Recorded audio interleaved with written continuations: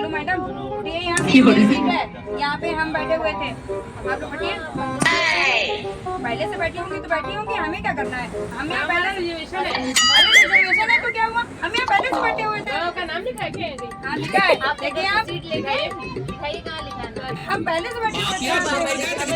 अजीब जबरदस्ती है, सीट हमारी बोल रही है हमारी। अरे भैया हम पहले से बैठे हुए थे यहाँ पे। मैडम आप स्लीपर में बैठी होंगी, एसी डिब्बा है।